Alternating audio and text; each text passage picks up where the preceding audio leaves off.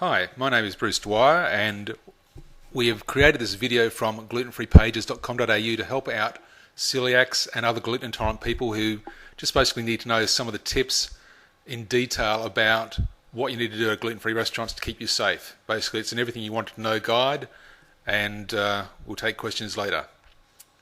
Now, the main reason why as a diner you want to know about gluten-free is if you haven't got it, that's great, but a lot of times your friends and family, other people may have friends around who are gluten-free, celiac, and may need to know exactly what they can and can't eat. This is very worthwhile for everyone to know, I guess, because 1% of the population is celiac. Whether they're diagnosed or not, it's a growing trend. And if you're a restaurant, you'll see from the graph that the growth of online searches for gluten-free restaurants has gone dramatically up in the last couple of years in America. So we recommend any gluten-free restaurants also start considering that this is something viable that they should be putting on their menus.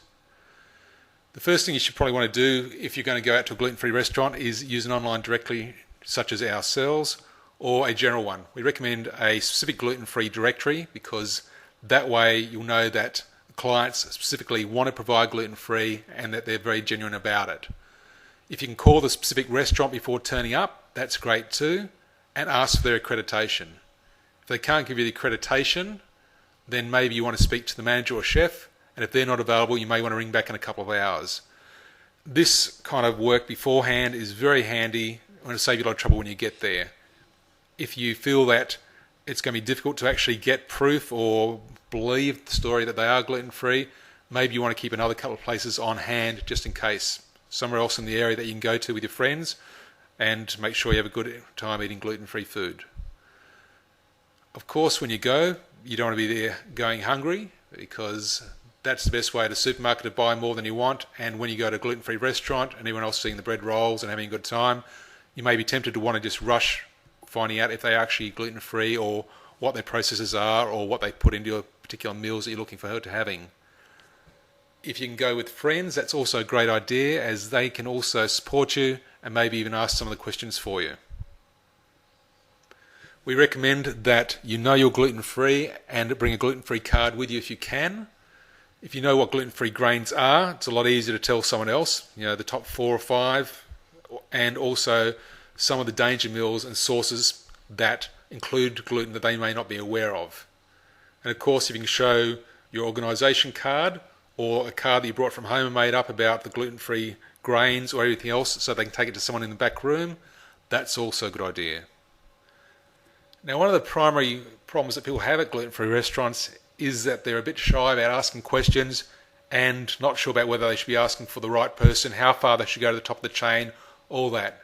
Basically, you should forget that and just keep going up the chain until as far as you're sure that you are getting the right person, the right answers. Because basically not everyone serving you there is going to be a waiter for life, and they may not actually be really concerned with what gluten-free is. A lot of them actually just think it's wheat. You ask the right questions and you persist at it, you're more likely to get the right kind of answers back and be comfortable with what you're going to get on your plate. And finally, the biggest issue that a lot of people at gluten-free restaurants and eating anywhere else have is cross-contamination. Cross-contamination is basically where gluten sneaks into your meal by contact with something else that has been prepared with gluten. Unlike a lot of places that may have special allergy areas, gluten at the moment is probably not realised by a lot of people to be such a significant threat to people who are celiac, and therefore they may not have such areas set aside in the kitchens. Anything that is prepared with gluten as preparation surface cannot be used, obviously, preparing gluten-free. The knives and grinders need to be separate for gluten and gluten-free meals, as are pans, fryers, oil baths, etc. If sauces have been made which have gluten and ladles are used for that plus your meal, of course there'll be cross-contamination. This is one area where kitchens a lot of times can get it wrong. Even accredited gluten-free restaurants will struggle with this, so that's something to keep in mind.